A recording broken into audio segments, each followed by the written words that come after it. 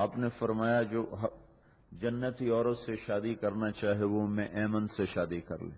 ام ایمن کالی تھی، حبشی تھی، عورت ہونے کے لحاظ سے خوبصورتی ہونی چاہیے تو وہ بدصورت تھی، کالی تھی، غلام تھیں، باندی تھیں، تو ان میں عورت ہونے کے لحاظ سے جو کشش ہوتی ہے، خوبصورتی ہو، خاندان ہو، پیسہ ہو، کچھ بھی نہیں ہے، لیکن آپ نے کہا جو جنتی عورت سے شادی کرنا چاہتا ہو ام ایمن سے شادی کر لی۔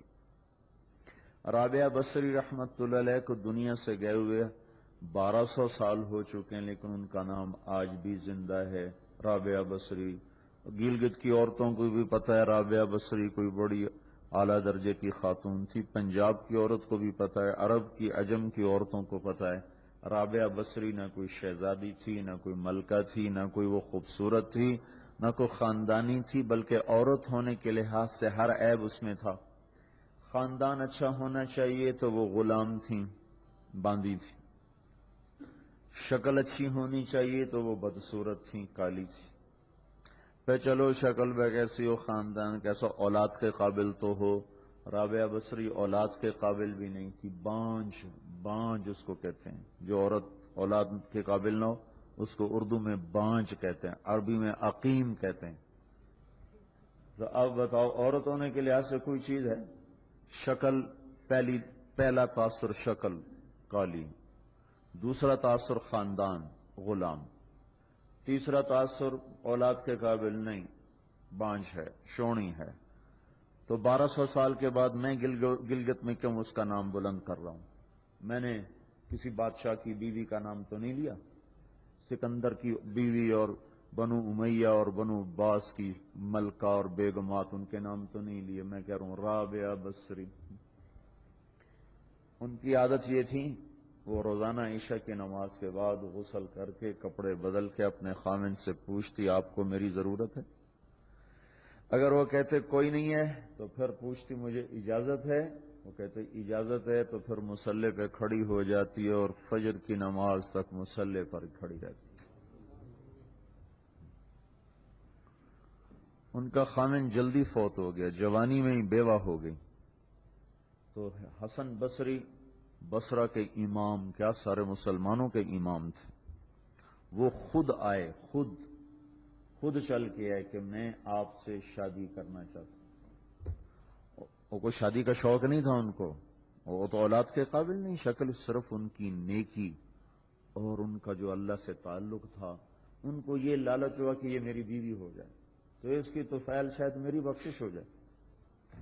تو ان کے پاس آئے، کہنے لگے رابعہ میں آپ سے شادی کرنا چاہتا ہوں، خود پیغام لے کر آئے۔ تو انہوں نے فرمایا میری 4 باتوں کا جواب دے دو تو میں شادی کر لیتا۔ کہنے لگے کیا؟ کہ یہ بتاؤ میں جنتی ہوں کہ دوزخی ہوں؟ کہنے لگے یہ تو میں کچھ نہیں کہہ سکتا۔ اچھا یہ بتاؤ جب اللہ تعالیٰ قیامت میں اعمال نامے اڑائے گا، کسی کے سیدھے ہاتھ میں آئے گا، کسی کے الٹے ہاتھ میں آئے گا، میرے سیدھے ہاتھ میں آئے گا کہ الٹے ہاتھ میں آئے گا؟ کہنے لگے یہ بھی کچھ نہیں بتا سکتا۔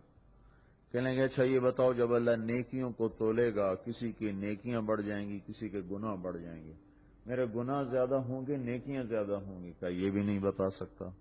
کہ اچھا یہ بتاؤ جب لوگ پل صراط سے گزریں گے کوئی پار نکل جائیں گے، کوئی نیچے گر جائیں گے، تو میں پار نکلوں گی کہ دوزخ میں گروں گی؟ کہنے لگے یہ بھی میں نہیں بتا سکتا۔ تو پھر فرمایا اچھا جاؤ مجھے تیاری کرنے دو، مجھے ان 4 باتوں کی تیاری کرنی ہے، میرے پاس شادی کے لیے وقت کوئی نہیں ہے۔ ایک دن اٹھیں، سالن پکانے کے لیے سالن ہانڈی، دیکھا تو پیاز کوئی نہیں، اب پیاز کاٹ کے ہانڈی میں ڈالا جاتا ہے۔ اب پریشان بیٹھی ہیں، نہ کوئی بیٹا، نہ بیٹی، نہ خامند، نہ بھائی، نہ کوئی خادمہ۔ تب سوچ میں پڑی پیاز کہاں سے لوں؟ اوپر سے ایک چیل اڑتی ہوئی جا رہی تھی، اس کے پنجوں میں پیاز تھا۔ جب وہ اوپر آئی ہے تو اس کے پنجے چھوٹے اور پیاز سیدھا رابعہ بصری کی گود میں آ کے گرا۔ کہ جو ہم سے دوستی لگاتے ہیں ہم پرندوں کو ان کا خدمت گزار بنا دیتے ہیں۔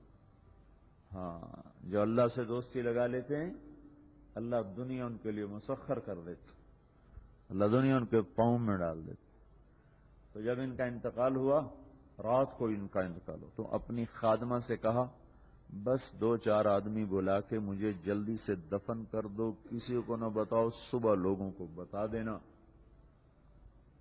اور مجھے کفن دینا میری وہ اس چادر میں جس میں میں تہجد پڑا کرتی تھی۔ تو انہوں نے راتوں رات دفن کر کے صبح اعلان کیا، شور مچ گیا، ہائے کیوں بتایا، کیوں نہیں بتایا، کیوں؟ تو اگلی رات ان کی خادمہ نے ان کو خواب میں دیکھا، سبز لباس پہنا ہوا، حسن و جمال، سورج چہرے پہ چمک رہا۔ پوچھا آپ کے ساتھ کیا ہوا؟ کہا میرے اللہ نے میرے ساتھ بہت عمدہ معاملہ کیا۔ کہا آپ کی وہ چادر کہاں گئی جس میں آپ کو کفن دیا تھا؟ کہا وہ اللہ تعالیٰ نے اتار لی ہے اور مجھے جنت کا جوڑا پہنایا ہے، اور اس چادر کو اللہ نے سنبھال کے رکھا ہے، جب قیامت کے دن میری نیکیوں کو اللہ تولے گا تو اس چادر کو بھی اس میں تولے گا۔ انہوں نے پوچھا منکر نکیر کا کیا ہوا؟ سوال جواب ہوتا نا، منکر نکیر آتے ہیں، ان کا کیا ہوا؟ کہا وہ آئے تھے تو انہوں نے مجھ سے کہا من رب کی، تیرا رب کون ہے، تیرا رب کون ہے؟ تو میں نے منکر نکیر سے کہا جس اللہ کو 40 سال نہیں بھلایا اس کو 4 ہاتھ زمین کے نیچے آ کر میں بھول جاؤں گی؟